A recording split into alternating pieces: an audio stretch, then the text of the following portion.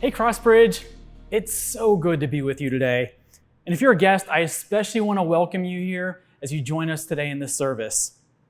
If you've been watching our series online, then you know two things.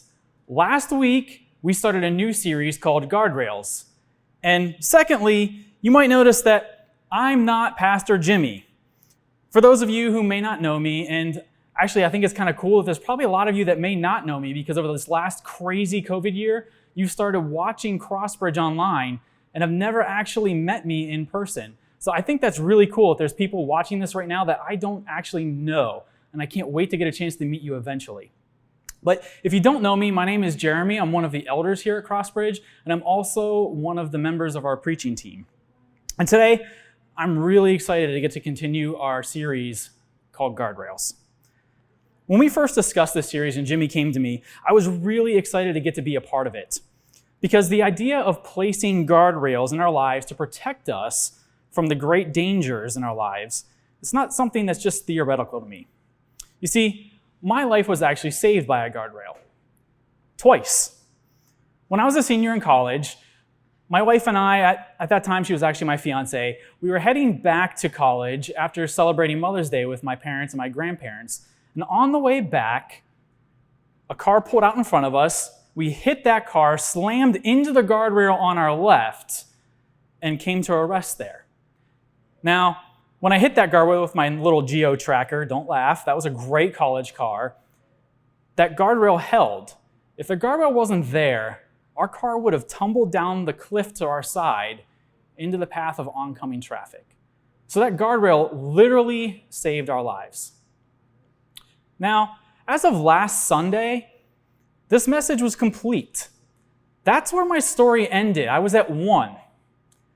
Monday afternoon, I was driving from a job site back to my office when a car decided they were going to cut off a semi-truck, got flipped and spun around directly into my car and smashed me into the guardrail on the left, going about 65 miles an hour.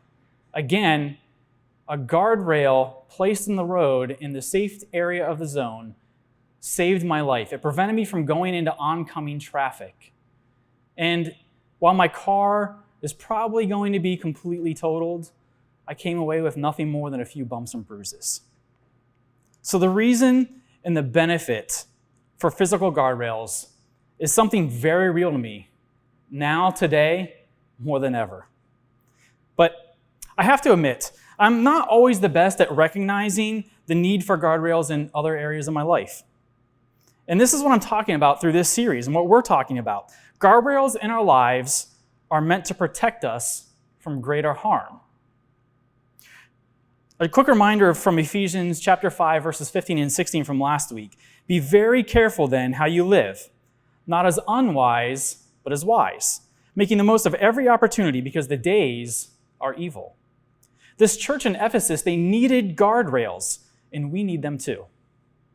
Now, I'm going to ask you a question, and please don't feel the need to type this out in the chat, but is there anyone that you've ever met that you later wished that you had never met? Now, please don't elbow the person next to you. That's just going to get you into a lot of trouble. Or maybe that question's a little tough because it hits a little too close to home for you. So maybe what you can ask is there anyone that you wish that your husband or your wife, or maybe one of your kids, had never met? Let's be honest, this is something that's probably true for all of us. There's some story in each of our lives that we can link to, someone we regret having ever met. You see, there are people we've met that are linked to some of our greatest regrets. I don't know what your greatest regret is, but it's likely related to someone else. Whether it was someone that you were with at the time, or someone connected in some other way to that event that you regret. And it's probably not an enemy in your life, but someone that was a friend. You know, there's actually a quip that many of you probably already know, and it goes something like this. A good friend will come bail you out of jail. A great friend will be sitting next to you saying, "Man, that was fun." If you have a friend that thinks this way, they may be connected to one of your greatest regrets. So as a reminder, a guardrail is actually a system designed to keep vehicles from straying into dangerous or off-limit areas.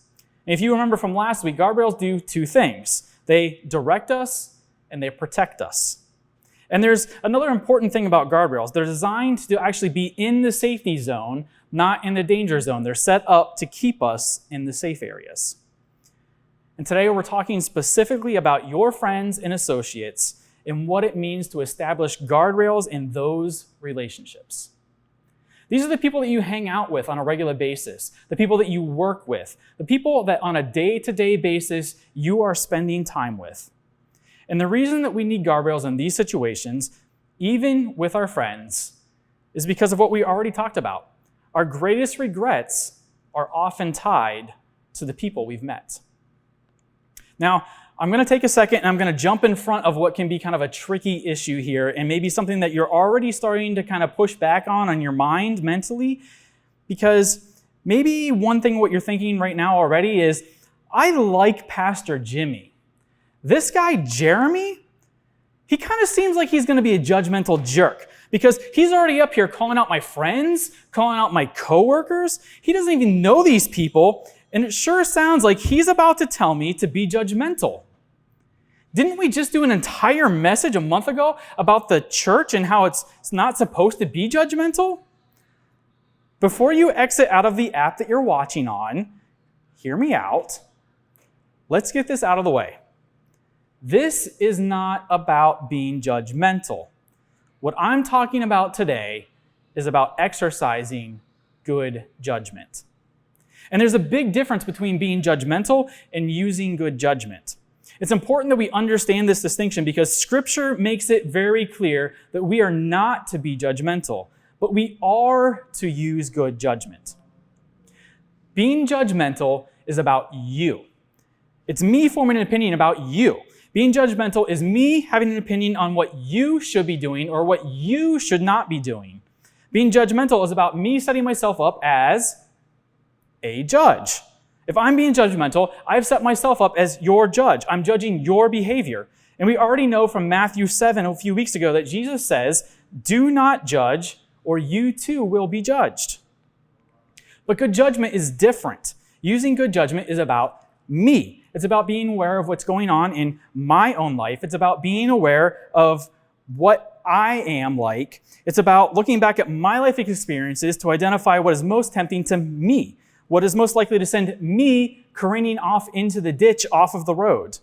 It's looking at my past relationships, how I grew up, the past hurts in my life, my past relationships, the failings in my life, where I am now in my life emotionally, where I am professionally, where I am in my marriage, what my hopes and dreams are for my future, and figuring out what is the best thing, the wisest thing, not for everyone else, but for me to do.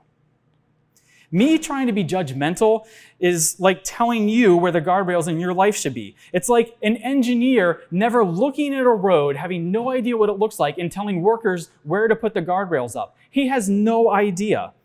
But you know what? I know where the dangerous curves are in my own life. I know the steep embankments. I know where the cliffs are that lead to destruction for me. Putting up guardrails in those places in my life is just using good judgment. This is all in light of the fact that, again, remember, some of your greatest regrets are related to the people you've met. There's 1, 2, maybe even more people in your life that when you look back, you wish that you had never met. Now, is that judgmental? Because it certainly seems judgmental, right? But no, this is looking back with hindsight and recognizing that you did not use good judgment when you were with that person. When you were growing up, when you were a kid or a teenager, you can probably look back now and recognize that there were times when your parents were paranoid. They were paranoid about who you hung out with or who you were dating. They may have even forbidden you from hanging out with those specific friends or groups of friends or from dating that specific boy or girl. And as a kid, you resented that. And what was your response when you were that age? That's not fair. You're so judgmental. You don't know my friends. You don't know my girlfriend. They're not like that. Stop being so judgmental. And now, many of you, on the other hand, you are the parents. You think your parents were paranoid? You are paranoid-er. Why? Because you remember you when you were that age. You remember your friends. You know just why your parents were paranoid because you proved them right. In fact, earlier when you were thinking about the people in your life that you wish you had never met, some of you were thinking about those exact people that your parents were paranoid about. Only today, you actually have an advantage over your parents. Social media didn't exist when you were a kid. Thanks to Instagram, Snapchat, Twitter, let's be honest, not Facebook because nobody that is young is on Facebook. But thanks to all those others, you can find out all about your kids' friends, boyfriends, girlfriends. You can stalk them before ever meeting them. You can find out all about them, or at least everything they posted on their primary account, not their Finsta, that's fake Instagram account, the secret account that adults don't actually know about. But you can look at those accounts and find out all about these kids. You know who their parents are. You know if their parents have been divorced or not, whether they are running in certain social groups, what they did last summer, what teams they're involved in. You can have a pretty good picture of what the lives of your kids' friends look like. Is that being judgmental? No, that's being nosy. No, it's because you care, right? You're not telling someone else how to raise their kids or telling some other kid how to act. No, you care about the person that God has entrusted you with. When your son or daughter says, "You're so judgmental," no, you're just exercising good judgment for your child. And look, for you teenagers right now that are rolling your eyes in your head or maybe literally right in front of me, look, I get it. I know I rolled my eyes too when I was the same age as you. And one day you're going to realize, just like every single one of us, that your parents were right, or at least right more than they were wrong. I'm sorry, that's just the way it is. You see, for adults, what your parents knew and what you probably realize now is that there's a phenomenon that happens when you're with a group of people. The people we hang out with, our friends, help determine the direction and the quality of our lives. Solomon, the wisest man to ever live, put it this way in Proverbs 13, verse 20. "Walk with the wise and become wise, for a companion of fools suffers harm." The thing about friendship that makes it so marvelous also makes it so hazardous. One of the great things about being with friends is that life starts to become easier. It becomes relaxing when you're with people that you feel comfortable with, that you have a lot of in common items with. And when this happens, what you do is you drop your guard. And with some groups of people, that's okay, that's safe. That's where life is actually really, truly lived. But with some people, that's dangerous. The same things that make friendship so beautiful and filling is also what makes it so hazardous. The people we surround ourselves with help determine the direction and quality of our lives. Now, you don't have to trust my word for this. This is just Jeremy talking. I'm not an expert on this stuff. But there's been scientists that are much smarter than me that have done experiments proving that who we hang out with helps determine our path. A neuroscientist named Moran Cerf conducted studies looking at the brain waves of people interacting. He was looking at these through an MRI machine as they interacted, and he found that the more we study engagement, we see time and again that just being next to certain people actually aligns your brain with them. This means the people you hang out with actually have an impact on your engagement in reality beyond what you can explain. And one of the effects is you become alike. The idea is that it's not even something we necessarily are conscious that it's happening. We're not deciding to do this. Rather, we start to become like the people around us, the people we're spending time with, on a subconscious brainwave level, simply by proximity. This is happening right now. The people that you're sitting next to, if you look to the left and to the right, the people you're sitting next to right now are starting to have the same brainwave pattern as you are, just by proximity. Earlier, as we worship together, our brainwaves all started to line up together. If you're worshiping together, that starts to line up together, and we start to think the same. That's a little unnerving, isn't it? The idea that we don't even control this. So remember, 3,000 years ago, Solomon said, "Walk with the wise, and you become wise." He didn't have an MRI to read brainwaves, but he already knew this. Simply walk with the wise. There's no effort here. There's no work there. It just happens. You surround yourself with the wise, and you will become wise. 3,000 years ago, Solomon was saying what neuroscientists today are basically saying. Wisdom can actually be contagious. Just by surrounding yourself with wise people, you will absorb it from them and become wise yourself. How cool is that? But what's the rest of that passage from Solomon? He says, "Walk with the wise and become wise, for a companion of fools suffers harm." Now this translation, it sounds a bit harsh and judgmental, right? He's talking about fools. That doesn't sound too nice. Well, if we go back to the actual Hebrew, the Hebrew word for fool, what it really is kind of close to saying like a careless person. A fool is someone who simply isn't careful. Now, what's interesting is what Solomon says here, or rather, what he actually doesn't say. He says, "Walk with the wise and become wise." But what does he say next? Does he say that companions of fools become fools? No, that's not what he says. He actually says something that's even worse than that. If you live life with fools, with people who live carelessly, you won't simply become careless yourself. Eventually, you will suffer harm. When something bad happens to them, it's more likely that something bad's going to happen to you. It's a proximity thing. If you are in a relationship with people who live life carelessly, the closer you are to them, the more likely you are to suffer harm when their careless decisions send their life careening off the road. And maybe you're thinking, yeah, but I don't do the things they do. Well, again, Moran Cerf says, the more you spend time with them, the more your thinking is going to align with them, then it's more likely that you are going to actually do those same things. But even if you're not making the same decisions, as Solomon points out, you will suffer harm simply from proximity. When someone's life in proximity to yours blows up, the closer you are, the more likely you are to be struck by shrapnel. And if you're a parent, you understand this already.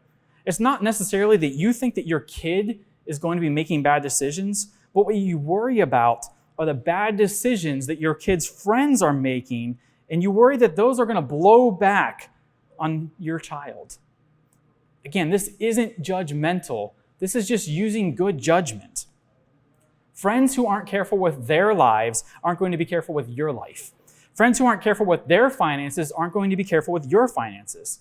Friends who aren't careful with their marriages are not going to protect your marriage. Friends who aren't careful with their health aren't going to take care of your health. Friends who don't care about their reputation aren't going to care about your reputation. And friends who don't care about their future aren't going to give a whole lot of thought about yours. This is just good judgment. And I'm not just talking about high school or college. I'm not talking to just the kids here.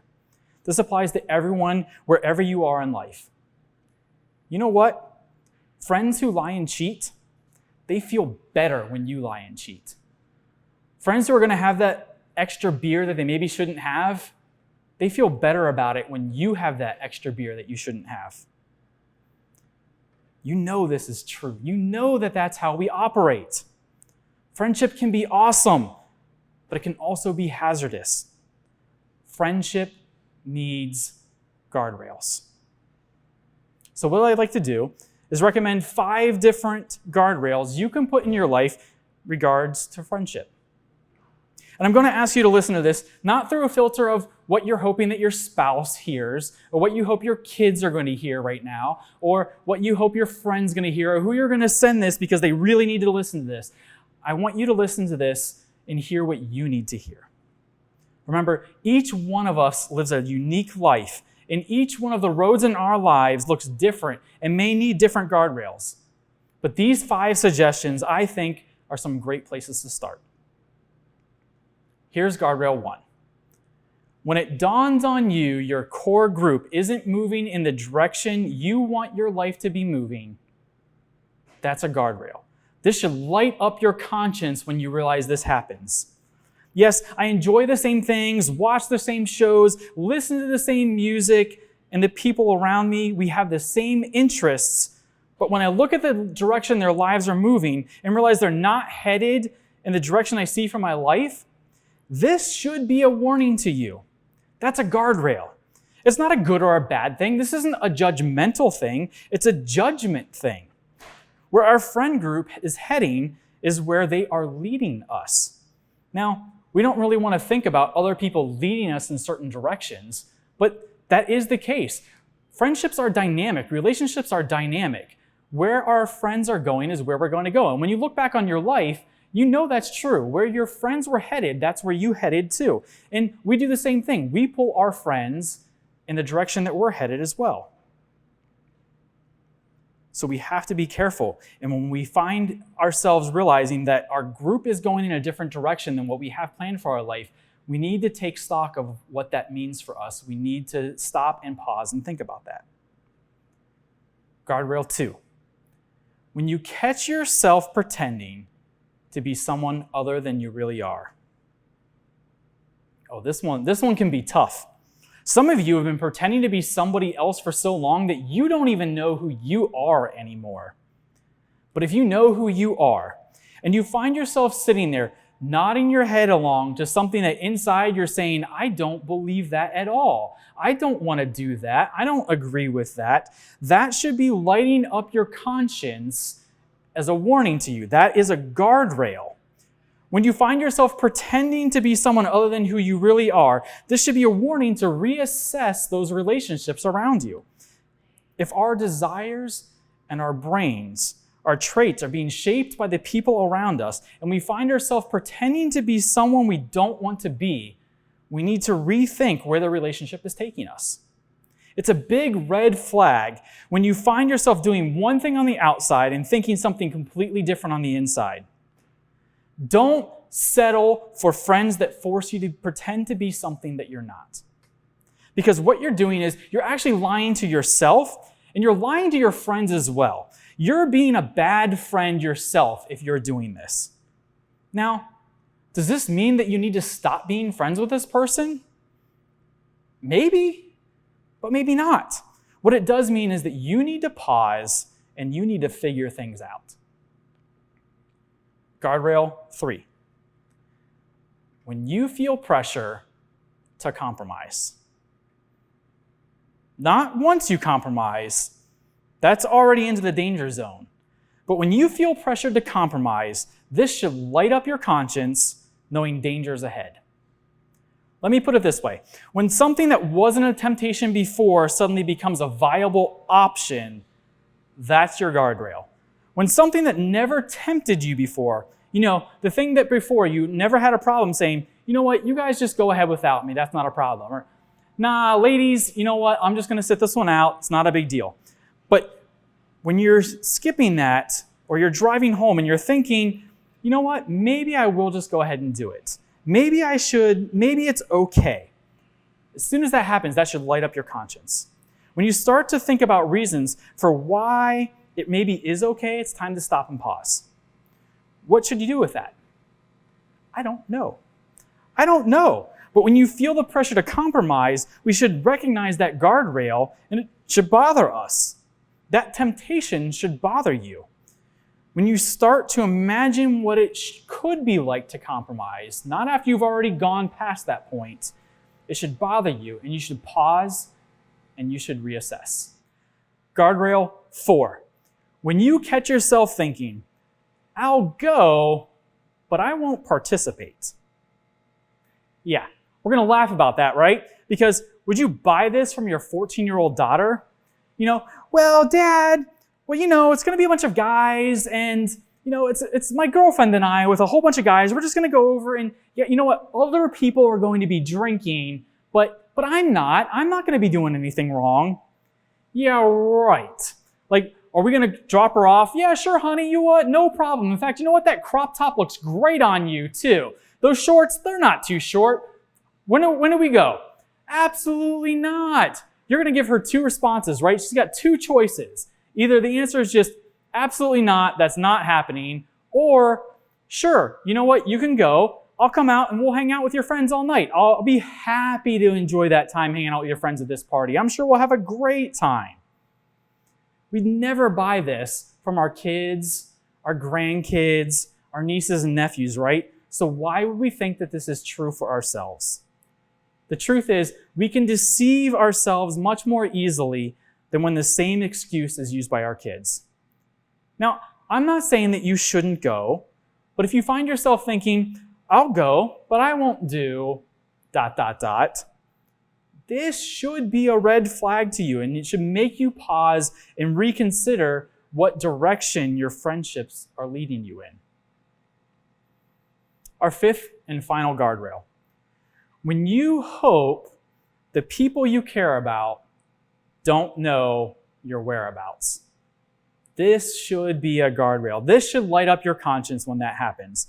Even if you get to where you're going and you do nothing wrong, even if you don't do anything illegal, even if you're not in any way unfaithful, what you've done is you started in your heart and in your mind, what you've begun is to establish the kernel of a lie. You haven't lied yet, but if you're now tempted to lie so someone you care about doesn't find out where you've been, this should be something that lights up your conscience and puts up the red flag. When you find yourself hoping the people you care about don't know your whereabouts, you're hitting a guardrail. And this should be a warning that if you keep heading in the direction you're going, you are headed into the danger zone and eventual harm. If you're hoping someone doesn't find out where you are, whether it's someplace physical or whether it's someplace online or communicating with that person, that should bother you if you're starting to worry about that, if you're hoping that somebody doesn't find out. Now we know that this is not what our culture tells us, right? Culture says, oh, come on, does your wife really need to know wherever you go? Does she need to know where you are at all times? Or, you're not really doing anything wrong. Doesn't your husband just trust you? What he doesn't know won't hurt him anyway.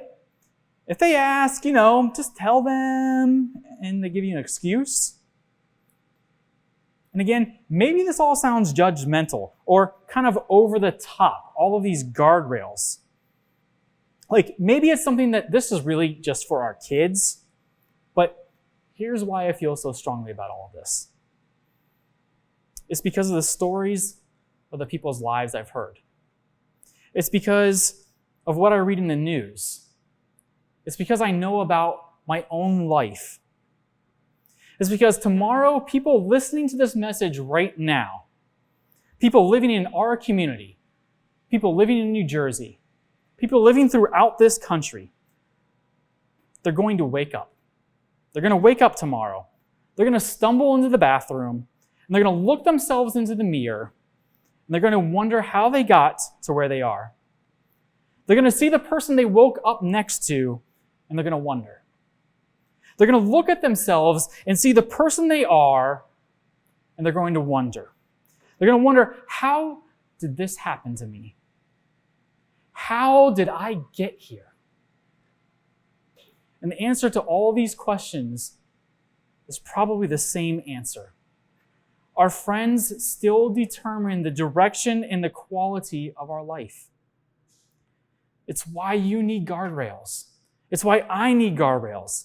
It's why we set these guards up in our life, not to push us back once we've already entered the dangerous territory, but set up as warnings in the safe zones to protect us from ever entering those hazardous areas. Now, it wasn't just Solomon 3,000 years ago or today's neuroscientists that have weighed in on all of this. Believe it or not, Jesus has something to say about this very thing. Now, this may not be something that Jesus said that many of you have heard, but it's one that we should all know a lot better.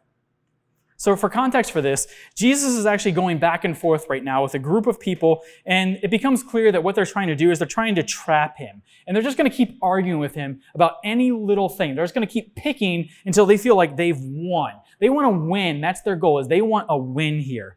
And so Jesus sees this and he kind of gets tired of it. And so what he says in Luke chapter 7, verse 35 is, wisdom is proved right by all her children. So we've been talking a lot about wisdom kind of through this, right? And it's kind of a squishy thing. It's kind of gray. It's not a lot of black and white. Everything we've talked about, including these 5 guardrails, you're probably smart enough to find ways around each and every one of them. You're smart enough to figure out where the holes are in the logic of this, or where the problems are with each one of these guardrails. And you can kind of reason out for you maybe just why these aren't right. These don't make sense. There's no reason to do this stuff. You can find a counterpoint for every one of these. And you can tell me exactly why I'm actually being judgmental, or I'm being overly cautious, or why all of this just isn't actually necessary. But here's what Jesus said. Time will tell. Or as they said in my neck of the woods growing up, the proof is in the pudding. Wisdom always has the last word. You may be able to win the argument because wisdom plays in those kind of gray spaces. So you may be able to win the argument. But in the end, you're going to ultimately lose in life. Because wisdom isn't proved right in the debate. It's not proved right in the debate. Wisdom is proved right in the outcome. Because establishing personal guardrails in your relationships isn't about other people. It's not about being judgmental. It's about your hopes and dreams. It's about your future marriage, about your future finances. It's about your future relationship with your kids. It's even about potentially putting yourself in a position to help those same friends who you distanced yourself from when the guardrails told you needed to step back. It's about being in a position for where you may be able to pull their lives back onto the road out of the ditch when their lives went off the road. Now, I want to actually take a second here and I want to pause. Some of you listening right now may be in the ditch right now. There were no guardrails that you put up in your life. Or maybe you just ignored them and plowed right through them. And right now, your life is off the road. It's in the ditch. And you've been hurt. You've been hurt badly. And maybe other people have been hurt in the process. And the world may be driving right by you too, busy with their own lives. They don't care. Just like the people just drove right by me on Monday when I sat there on the side of the road. Or maybe just like Monday, people are driving by, one hand on the wheel with the camera, focusing because they want to put this on Facebook. They want to put this on Twitter because they want to laugh at it or get views on what's happening, and they don't really care. You may have had people, maybe even people from within the church, point their finger at you and shame you. But I need you to look at me right now, and I need you to listen to me. There is a God who loves you. There's a God who wants to and can restore you. He wants to heal your brokenness. He wants to return hope in your life. He wants to pull you out of the ditch and pull you back on the road. No matter how far off the road you are, or how deep in the ditch you are, He's calling you back to Him. And we at Crossbridge would love to surround you with people who will help push you back onto that road, who will surround you and drive with you to keep you on that road. Our God is a God of hope. He's a God of restoration, and He offers it to each and every single one of you.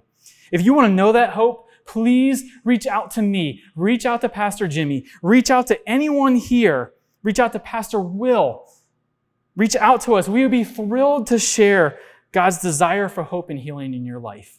So if that's where you are, know that you don't have to stay in the ditch, that God wants to bring you back, and He is willing to and wants to restore you. Now, if you're someone who you've given your life to Christ and you're following Him, I really do feel like these guardrails, these are necessities in our lives. These are part of the warning system we set up to keep us from harm. And when we start to get off track, they put us back on track without creating a lot of damage. But our life, if we're following Christ, it should not look like a car that is bouncing back and forth from guardrail to guardrail. That's not what our life should look like. When we're spending time in God's Word, spending time in our small groups with people who can help us align our mind towards Christ together, We're spending time in prayer. These things keep us focused on God.